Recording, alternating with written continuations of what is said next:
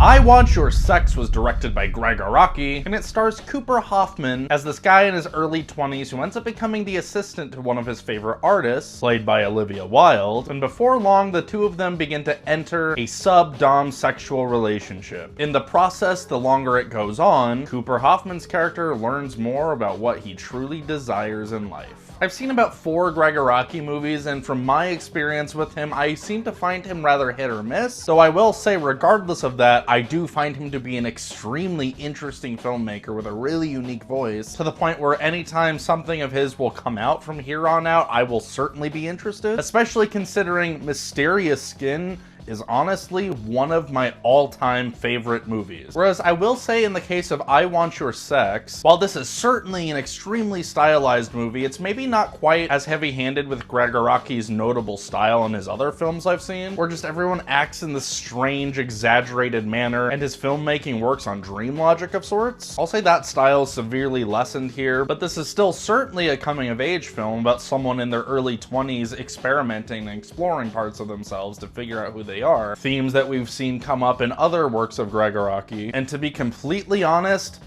this is easily one of my favorite movies of the year so far. I fucking loved I Want Your Sex. I think that this is everything a comedy could and should ever be. I've appreciated Cooper Hoffman in what little amount of roles I've seen him pop up in. His father might honestly be my favorite actor of all time. But this was the first time I really thought he owned a character, and this is a really risky, ballsy performance too. This role demands a lot from Cooper Hoffman, and it forces him to do some very embarrassing, potentially career-ruining stuff, so I'm glad he was able to trust a filmmaker like Gregg Araki to do some of these more questionable things on screen, because not only did it serve the plot and narrative of this film extraordinarily well, I'll say none of it felt that gratuitous since this is a movie entirely about sex and a more fetishistic lifestyle, but also I think as artists we have to take those risks and we have to push ourselves to doing things outside of our comfort zone. I know that in his recent Criterion Closet episode, Cooper Hoffman was discussing his father, Philip Seymour Hoffman's performance in Todd Solondz's Happiness. Amazing movie if you haven't seen it, by the way. And there's this really awkward moment in that video where he's sort of talking about growing to appreciate his father's performance in that movie, despite the fact that he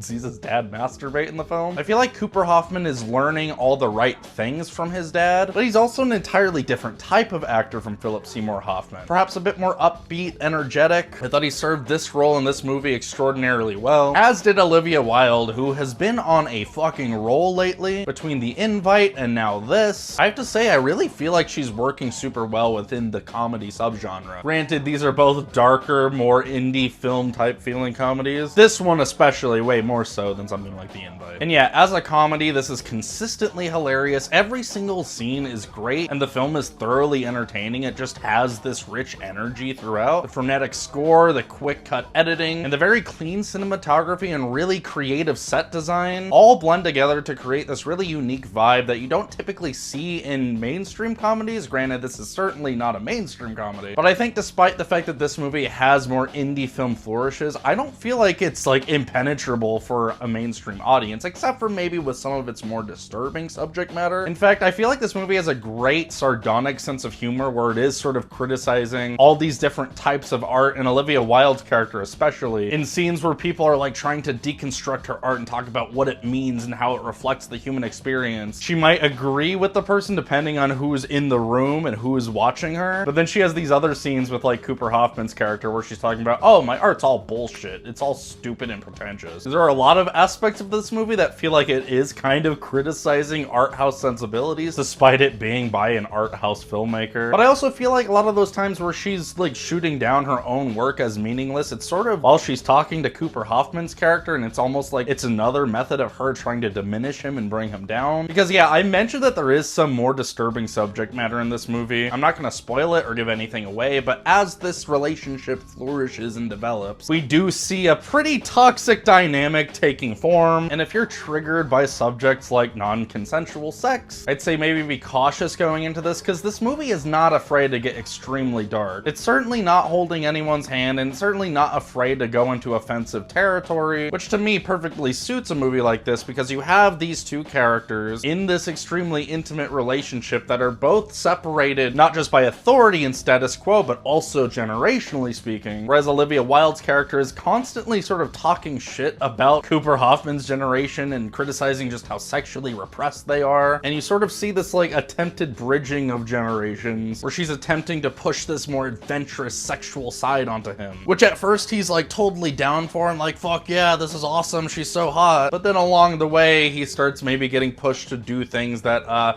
yeah, he's not really cool with doing. I only have one slight nitpick with this movie, and I don't even know if I could really consider it a problem, but he does have this female best friend character throughout the movie who I loved and thought was really cool and cute. Then at a certain point, their relationship reaches a certain wall where I guess there didn't need to be more resolution than we already had, but I was kind of hoping there would be a little bit more. But in the end, I can't say that's a strong criticism with the movie. It's really just something I thought about a little bit after. I think this movie's pacing is constantly enthralling. There is not one dull moment. It is amazingly directed, amazingly written, amazingly acted. I think everything about this movie is pretty perfect, honestly. And you know what? Fuck it. I'm gonna give I Want Your Sex a 10 out of 10.